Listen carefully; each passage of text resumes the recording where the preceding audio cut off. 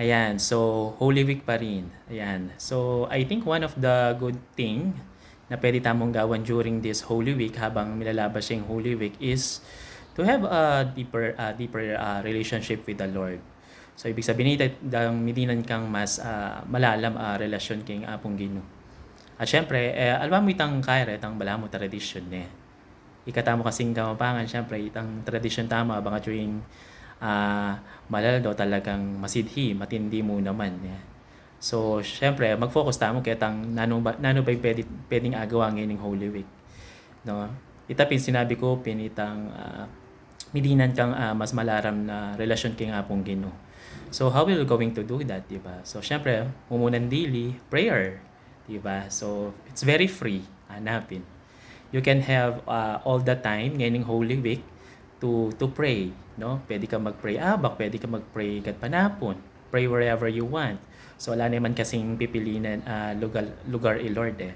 Alayang basis in kay na in place na. Wherein in kay mo. Syempre, it's between you and the Lord nga, di ba?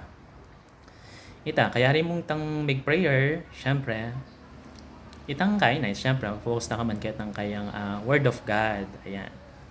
So, syempre, pwedeng mawala yung Word of God na yan. Meaning to say, di ba, itang king Bible. So, kapila may ba tawling basa yung Bible, di ba? So, mas masanting nang ngayon may basa niyan ngayon ng Holy Week. Alin naman kitang bala mo maging banal-banalan ka mo kung hindi. Ita naman talagang totoo. Di ba? During the Holy Week is you need to have more intimacy with the Lord by means of by reading the Word mula kay Apong Ginoo. Tang Word of God hanapin. Then, pangatlo na nita is to habang may papainama tamo during this Holy Week, so syempre alim mo yung katawan kung hindi, why don't we share the Word of God, di ba? Especially through our family, di ba? Hino ba talaga kay Lord na sasamban tamo ni Jesus Christ, di ba? Yabay ka katamong personal Lord and Savior. So I believe ita naman talaga. And hopefully itapin itang ngayon kaya na itang after na ning Holy Week na ini who are you hanapin? Who are you after this Holy Week? Ika ba itang dating magbalay after the Holy Week? Itang kaya rin mong make paka-holy within 1 week is magbalik ka ulit katang dati mo or atin change, di ba? So right after itang ating kang making intimacy with the Lord, kailangan atin transformation.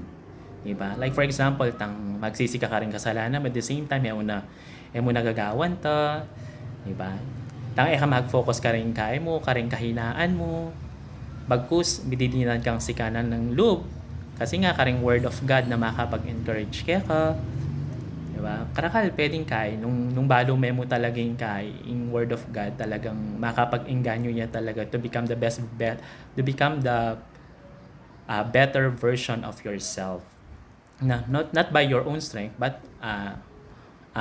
in His strength nga, diba? Kasi nga, apart from the Lord, we are nothing mo naman. I think it's, yung tuturunan ng kay na ini, yung Holy Week na ini kaya katamo is, manumbalik yung relasyon tamo kay Apong Ginoo.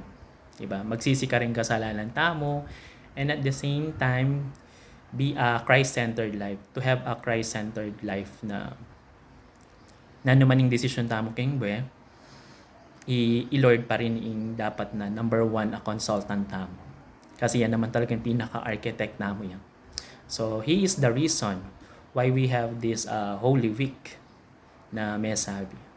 So, right after this Holy Week, so I hope na maging hindi na tamo ng Christ-centered life, diba? Itang mas becoming more better version na ning kay tamo, sarili tamo for His glory, and at the same time becoming the salt and light through other by encouraging them not only for the strength but also for His word to be shared among the other people.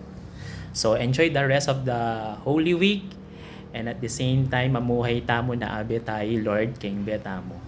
God bless you.